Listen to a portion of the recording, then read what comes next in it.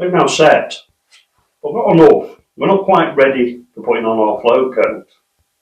But I just wanted to show you something you might find interesting. Now this scratch coat that we put on Friday, as you can probably see, is now good and solid. And it's not sanding up. Now, I overmixed by probably half a bucket on Friday, so we've thrown that into the skip. Is that wasted? All that lovely lime and sand and animal hair? Well, no, because what was left I put into a sealed tub. And this is the stuff we were using on Friday.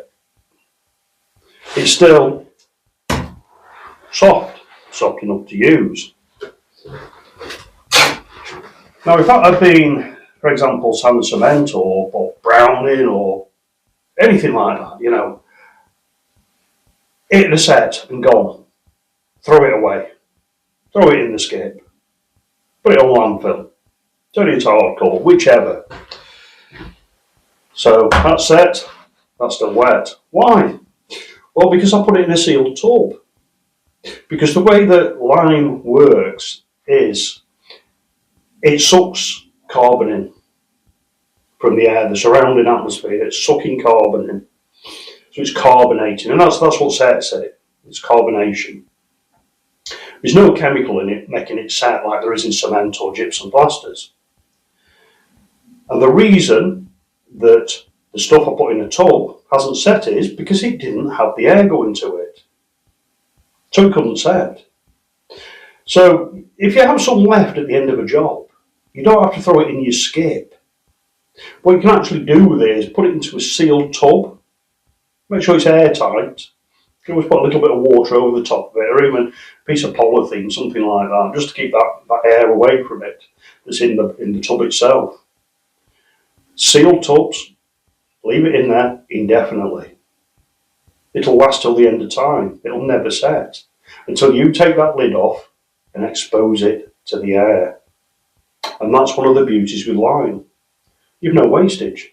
As long as you've got some tubs that you can seal it into, it's fine. I've got lime mortars that are made up for doing brick repair that have got earth pigments in, so they're coloured, etc. And that's in a sealed polythene bag. And it's now 2 years old, and I could get that bag, open it up, scoop some out and use it. As long as I do my cherishing, etc. over the patch brick that I've done, that'll set, and it'll last many, many, many years. Because it'll carbonate, whereas in the bag it can't carbonate. Well, there you go. That's just a little update on the ways that you can preserve your over mixed lime. Okay, so we've got this this little dilemma on this bit of ceiling here. And what it is, it's some of the old wood chip wallpaper that's been left on. The client hasn't removed yet. To be fair, he did say he'd take it off, but I said, no, don't worry about it. Because initially I was going to just overboard that. But looking at it, I think we can salvage the ceiling. So let's get it prepped and see if we can save it. So the first job is we need one of the old scrapers. We'll start to remove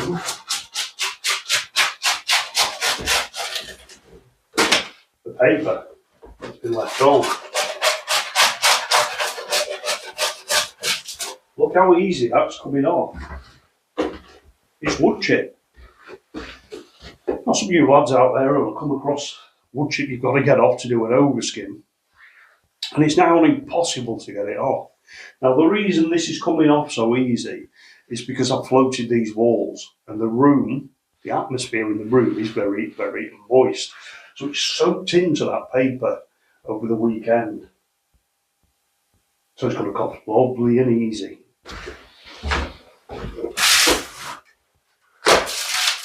Look how that's coming off. That's lovely, that is.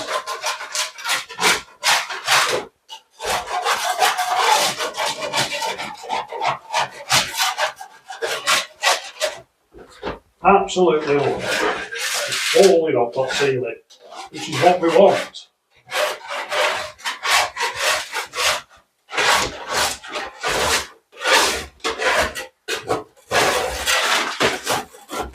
Making sure that we get all the paper off.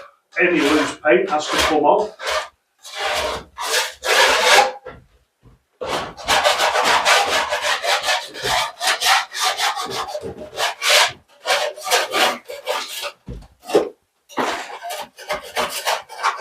A bit of muck up the edge there.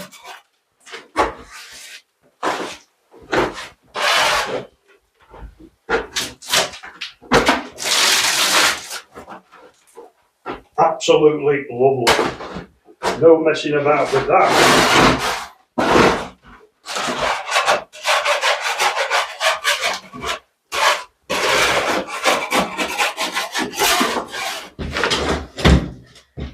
Right, well, now we've got to get all this loose paint on.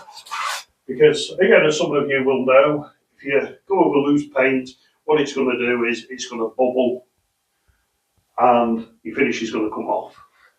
It's very important that you get every last bit of loose paint off.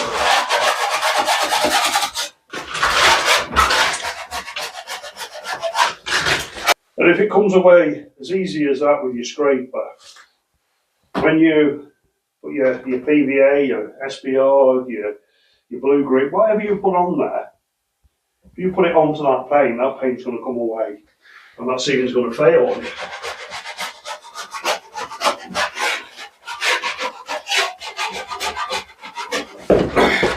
So we'll just keep working away at that now until we've got every last bit of loose paint on.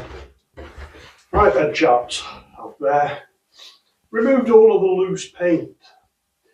And to be quite honest with you, it was all the white paint that was on that ceiling. Which just goes to show, I mean, it looked sound, it felt sound. As soon as I attacked it with the scraper, it was coming off in sheets. So, you know, your prep when you're doing these overskimming these old ceilings is very important. However, we're not doing a standard overskim on this ceiling. We're going to do something a little bit different. But first, we have to attack all of these cracks. And by removing the paint and the years of filler that's on there, it's basically exposed all the cracks. So I can now chase them out and repair them properly, so we know they're not going to come back again, and we'll know that ceiling will be gun solid to them laths. Right, so what is this ceiling made up out of? Well, it's made of lath and plaster. These are laths, wooden laths. And you'd nail these to the ceiling spars. You do the same with a stud partition as well. But when we put them on, we leave a gap, like so, in between them. And what that does, that allows for the lime mortar that we're going to make the ceiling out of to pass through that gap and hook over the back side of it. So a combination of that hook and the animal hair that we put into the mortar, that gives us our strength, our ceiling, and stops it coming crashing down when it sets. Right, so the next stage of this job is the cracks. Now, if we were doing just a gypsum plaster overskim, just a straightforward bog standard overskim on this ceiling, we'd either use fibre tape or we just mesh the whole thing. But like I said, we're not doing that. We're going to repair this one what I class as properly. So we need to basically dig out these cracks and expose the laths behind, because we're going to introduce new lime plaster into these cracks. So we want to cut them in about an inch or so, and then make sure that the stuff that's in the lath itself, in between the laths, should I say, is out and it's clear, because we've got to reform that hook over those laths.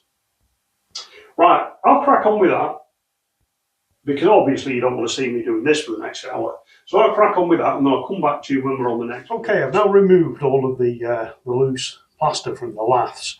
I've cut into the cracks and then cleared out the laths in between, if that makes sense. And there you go. So it may look a bit harsh what I'm doing, and you may think to yourself, well, why don't you just overboard it? Well, this is an example of how you restore a lath and plaster ceiling. So say, for example, you've got a Grade 1 listed building and your ceiling's cracked everywhere and you can't overboard it, you can't strip it off back to laths, you've got to do something with it. Well, this is a method that you can use. The only bit that I'm going to do, which I wouldn't recommend you did if you were a Grade 1 listed, is I'm going to use a little bit of PVA on some of the smaller cracks just to take the suction out and to give the new float coat something to grip to.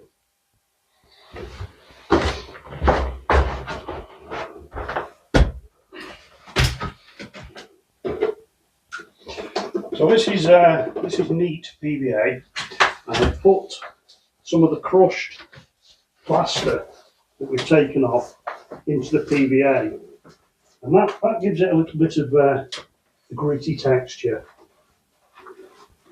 Now when you're doing it, make sure that you get it right on the edge of the plasterwork itself. You want to get plenty on there, because what will happen is this existing plasterwork is dry and it will soak the life out of what you're going to put in there. Whereas if you put your PVA onto it, it will stop that happening.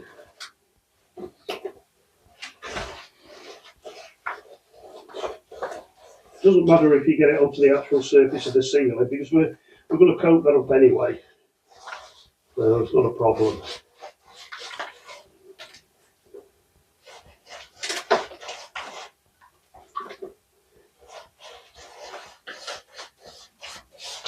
Well, you could, if you so wished, use some SPR, for example. It doesn't have to be PVA. After all, it's just there to take the suction out and help the lime mortar stick to the existing. So it's as simple as that. That's all we do.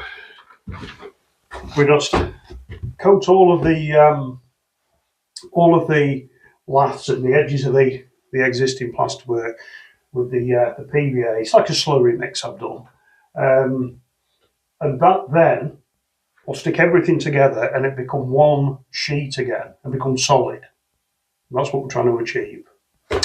Right, so that's all now coated up with the old slurry mix, the PVA and grit. Now we don't have to let it dry or anything. We can actually go straight on that, and in all honesty, it's probably going to be a better job because the PVA is still active and that will soak into the lime and vice versa, so it'll all stick together nicely. Now I've coated the laths. Now I've done that to take the suction out and also to help it stick, but the majority of the grip, shall we say, on that will be where it's hooked over those laths, because I've cleaned all the laths out so that the plaster will stick. Now, if this was a Grade 1 listed structure, for example, or a Grade 2 even, you won't exactly be doing what I'm doing. You can cut it out like I've done, and clean all your laths, but instead of using PVA, you'd have to use water and saturate your laths, etc. And then you'd have to patch it in. You won't be able to recoat the whole thing because it'd be frowned upon. We don't really like using modern materials, shall we say, on the old stuff. It's okay on this, it's a non-important Edwardian building. If it was Georgian or something like that, well, yeah, of course we wouldn't be doing it like this. But this is just to give you an example of how you can restore one of these old ceilings back to its former glory. Okay, so we've got our mortar left over from last week, which is still lovely and flexible. You can see the hair in it there. Now, when we were using it last week, it was warm, it was a hot mix. And this has been stood all weekend, so obviously it's not hot. But we know that any lime that was not quite slaked in there, over the weekend that'll have slaked. So that's a good thing. Okay, so there's no particular order you have to start in. Start where you fancy. I'm pushing that mortar nice and hard up into those laths. And what it's doing, it's hooking over and it's sticking to the edges because of the PVA. So this eventually will be one big sheet again.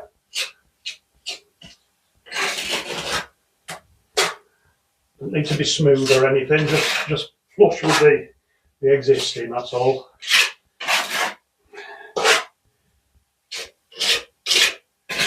You see there, just pushing it into that crack and then wipe it off. Obviously, if you are a plasterer, you'll know.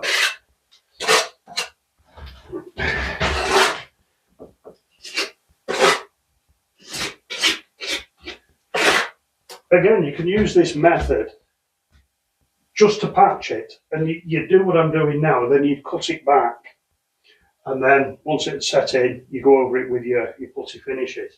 So you don't have to coat the whole ceiling. You know, you can do it as patching, and because of the way we've done it with the PVA, etc., these edges will stick to that you just put in, and that you just put in as hooked over the laths and stuck to the laths. So it's good again. It's as good as new. And you can do it with walls as well. It doesn't just have to be ceilings. You do exactly the same with your walls.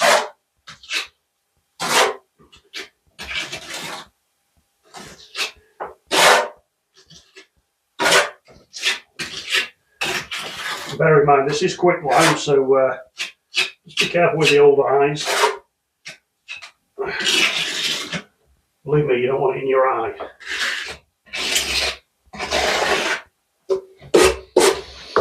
But you can see there generally how it's done. Now we do that with every single crack that we've cut out. Obviously on the bigger bits we'll use a bigger trowel, you know, just using that for the smaller cracks. Right, I'll carry on with that and then I'll come back to you when we're on to the next stage of things. Right, well I'm just cooking some more lime mortar at the minute.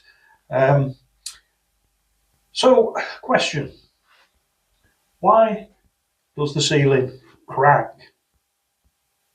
Well, if you look at the cracks, you've got some that are going that way and some that are going that way. Now the ones that are going that way are all in line with the ceiling spars. And the ones that are going that way are all in line with the laths. And they're the weak points. And that's why they crack there. That ceiling, the other side of that is the roof. There's no loft space, no attic space, it's the roof. So you can visualise that this time of year it's cold, it's all shrunk. Summer comes and it expands. And it's been doing that for over 100 odd years. And it's expanding both ways. It's going that way and it's going that way. So the whole ceiling, the plasterwork is twisting, etc. And one of the ways that we combat that problem is we put in the animal hair, which acts like rebar, I suppose. It reinforces that plasterwork, helps it all hold together. But there's no way of stopping them cracking. You know, I mean, I'll do this now and we'll get it finished. It'll look lovely. There's no guarantee that it's not going to crack again in some future point. Even if we overboarded it, there's still a chance that will crack because of the expansion and shrinking of that particular section. You know, buildings move constantly. You know, expansion, contraction, vibration, you know, wind pressure. All these contribute to a building moving and causing cracking in plasterwork because your plasterwork is relatively soft in comparison to, say, your timber. So it'll crack. I mean, lime plaster is a lot softer than gypsum plaster, and a hell of a lot softer than cement mortar. So it can flex. So it is better in that respect, but it will crack again eventually. Right, so we've got one batch of lovely hot mortar. You can probably see the hair there in it, which is what I was referring to earlier. Right, so we're going to get the rest of these patches in now, and then put a very light coat over the whole thing.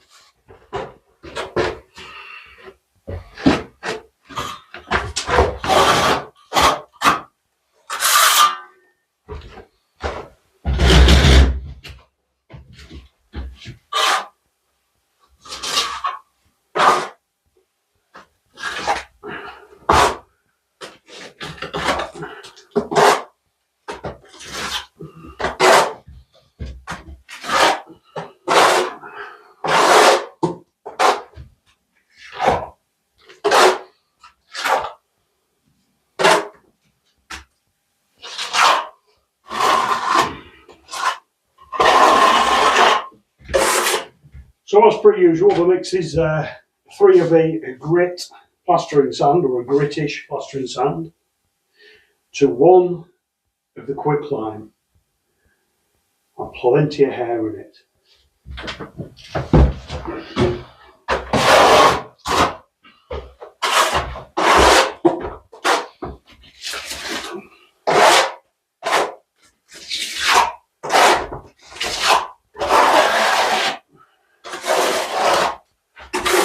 You see how I'm pushing it up into the laths, putting plenty on, so I know it's oozing over those laths and basically hooking on. And at the same time, it's sticking to that existing plasterwork with the old PVA. So once this is cured, the whole ceiling should be one big solid mass again, one big sheet of plaster.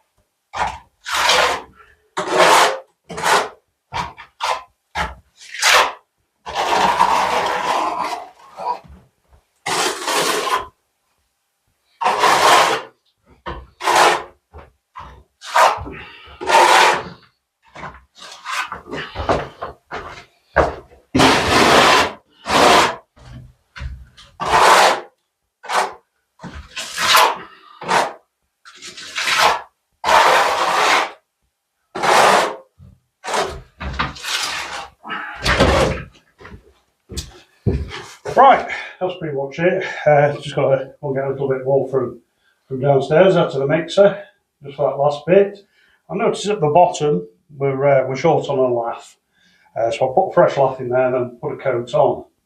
And because this stuff is a hot mix, of course, what's it doing? Well, it's warming up that PVA that's on there, and it'll go even tackier, and eventually it'll set. And all that's going to be stuck together. It's like gluing it all back together again. Right, so the next step is to put a tight coat of this, which again is a lime mortar. It's very hot, this one as well. Only a thin coat, just to straighten it out a bit and give something for the putty finish to cling to. Now, bear in mind this ceiling is laced with PVA and grit. This stuff is as sticky as sticky. So it's going to adhere to that quite nicely.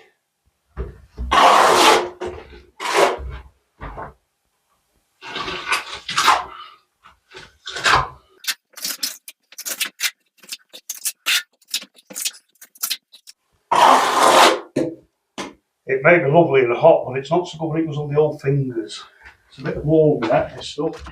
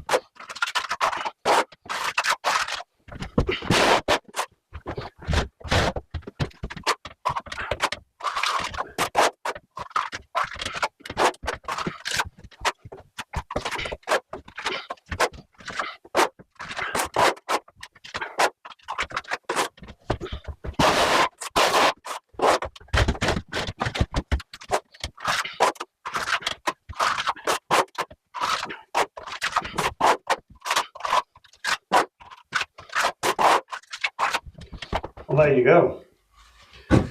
That's straightened everything up now, that coat. And it's quite lime rich, that one as well. It's lovely and sticky. Plenty of hair in it. So I'll leave that to set in a bit now, and then I'll put the devil float onto it, get a few scratches in it, and then leave it to set. The next stage with it, of course, is the finishing coat, which is the lime putty. Now, the lime putty isn't just lime putty. I mix it 50-50 with a very fine sand, really fine sand. And I'll mix it with the paddle mixer pretty much the same as you would with your normal gypsum plaster. We don't put hair into the top coat for obvious reasons. And we finish it off with a combination of trowels, sponges, more trowels, flat brushes, water, etc. I'll give you a full rundown on exactly how you do the finishing coat when I come to do that ceiling there. Right, I think it's brew time. Right, there you go. That's now the devil float over it. Yeah, so that's a rundown on how you can potentially repair the lime plaster ceilings. Now, I can't stress this more. If you've got a building of interest, a grade 1 or a grade 2 listed building, don't attempt this until you've spoken at least with your local conservation officer. They might let you do it. I don't know, but I certainly wouldn't be tempted to do one like this if it was some sort of listed structure or structure of interest. This is fine for what we're doing here. Absolutely fine. It's not a problem with it. But it can be a bit funny, the old conservation officers, as to what you do. So just be aware of that. Now I'm going to do the other half of this ceiling using a similar method. So that the whole thing, when completed, will be one big lime plastered ceiling. And what I'm going to do, because it's that shape, the ceiling, you know. So what I'm going to do is I'm going to cove it over. Does that make sense? It will to some of you. Well, I'm going to cove it over so it's one hit rather than doing it with a straight. I think they look awful anyway, but I would imagine initially, traditionally, this would have been coved over. So that's what we'll put back. Right, I better crack on with the next bit.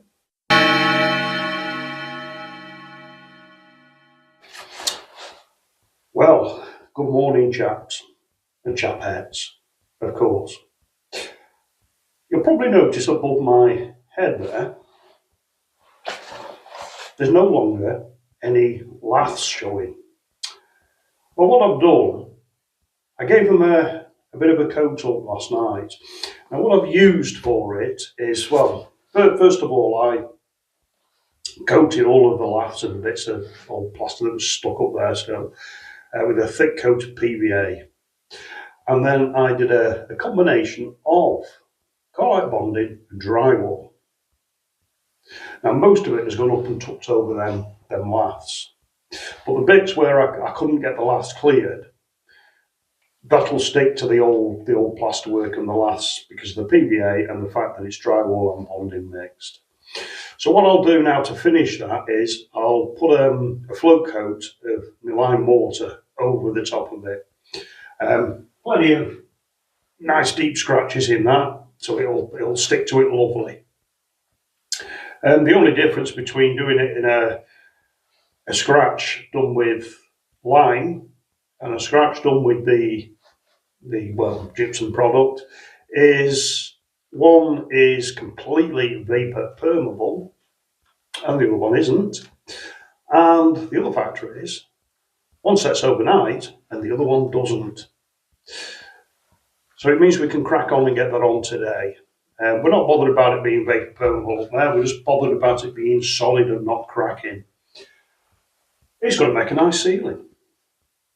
Talking of cracking, let's crack on.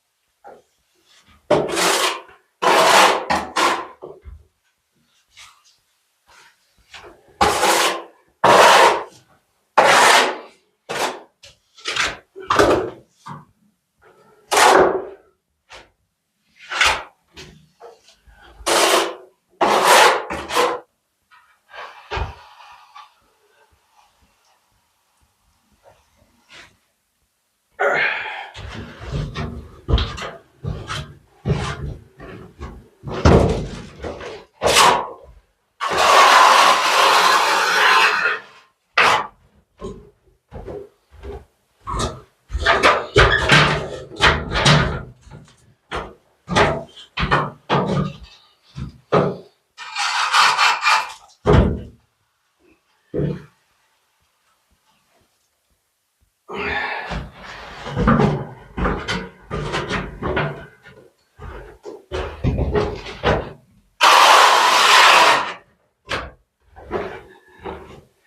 going to take a layer off. It's heavy work. It's heavy stuff, it's sticky, and it's hot. I'm getting a bit of a sweat on with it.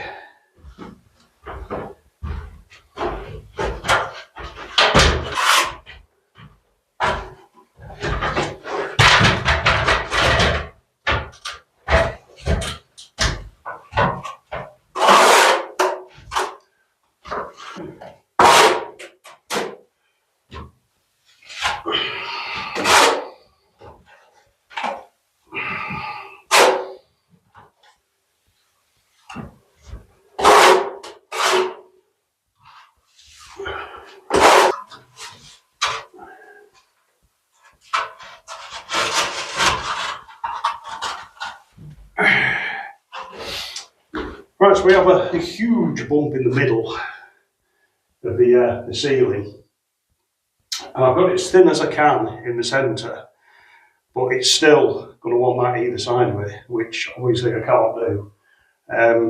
It's just the edge of the building, it's the timbers are all, you know, all over the place, but to be quite honest with you, it's a lot flatter than it would be if I were overboarded it.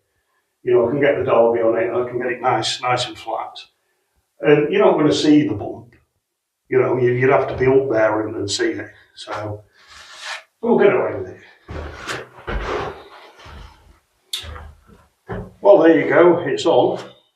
It's taken some doing as that, to be quite honest.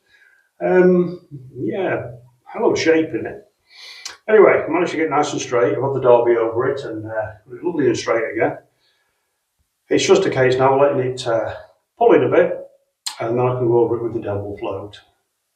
And that's the ceiling then ready, the entire ceiling, the whole ceiling, ready for the lime putty finishing plaster. And that will look lovely when it's done. But before we do that, we're going to get the float coats on the walls so that I do all the finishing in one hit. So everything is white. Because if I do the ceiling and finish it, it'll look lovely, it'll look like an iced cake. But then I'll do the walls and you'll get the muck from the walls on the edge of it and it'll look tatty. So I'll float the walls first and then we'll put the finish on everything. Of course, you've got to get plenty of scratches in it for that next coat to grip to. I normally like to do it when the stuff's a bit drier than I can, but this isn't going to be dry for a few days yet. It's very, very damp.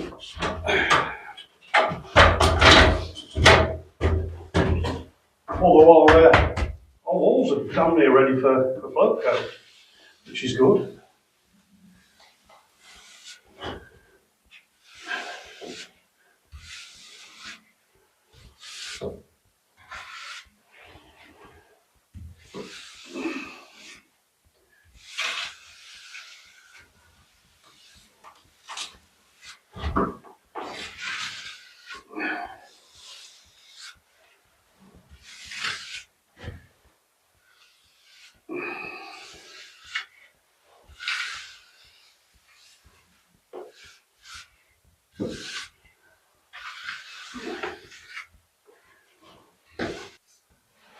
Not like a bit of PVA and a quick skim.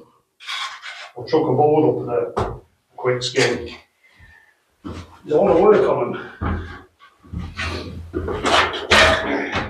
And of course, what you've got to bear in mind is that they weren't just floating them. They were putting all those laths on as well. I mean, this area here, I worked it out the other day, that there's 6 square metres in it, and it takes 155 laths to do 6 square metres. And you can imagine each lath, well, I think they're just short of a metre in the laths. And each lath, you're probably putting in 1, 2, 3, 4, 5 nails in each lath. That's a lot of work. A lot of work. And this is a small ceiling. You can imagine it on something really big. The work that went into it. Well, of course, they had the manpower, didn't they? The skilled men back then. Probably didn't pay them a lot, but they had them.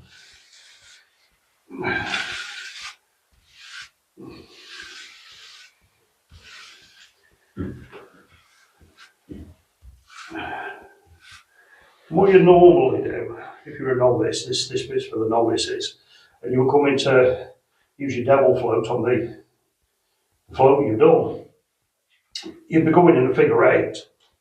But because this stuff's very wet, I'm having to do it very carefully. I can't do the figure 8, because what will happen is the trowel will dig into it and leave sort of dents and bumps and all sorts, which I don't want. But I want to get it scratched up today, so I'm having to do it carefully.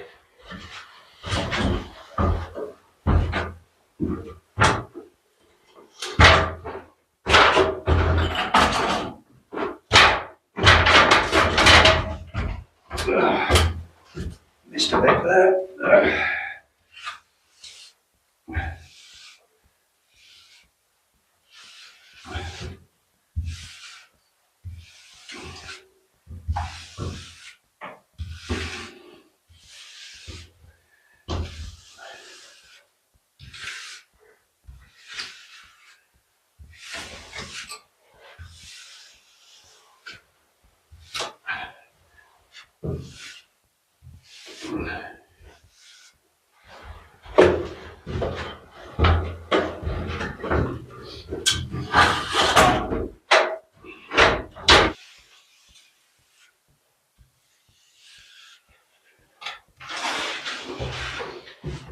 Right, that's now on. All the scratches done. It's lovely and flat.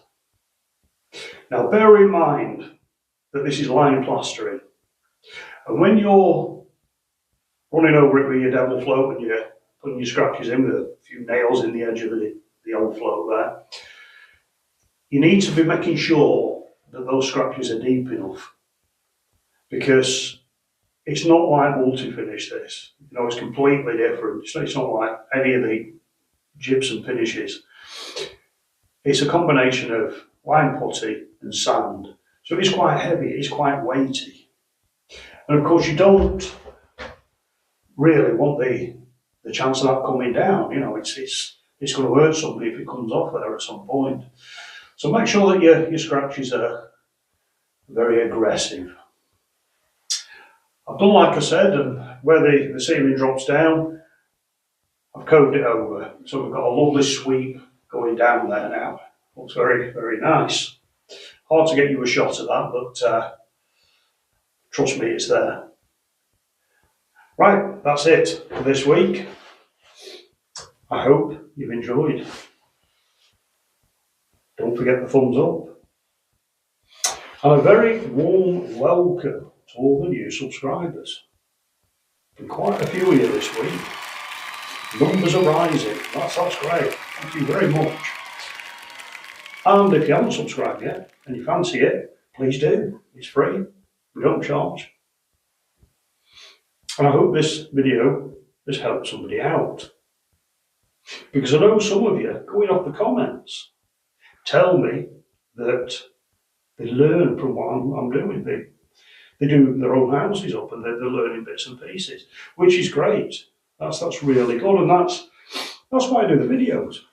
You know, I do them partly for entertainment and partly for helping people out with a bit of the old advice if they need it. Anyway, we're going to leave it here this week now. So again, thanks to all the new subscribers. Thanks to the old subscribers. Don't forget them. The old thumbs up, because it lifts us up the ratings, which is great. Right, enough of waffling on from me now. leave you there, and thanks for watching, and we'll see you next week for another episode of Boggering About with Old Buildings.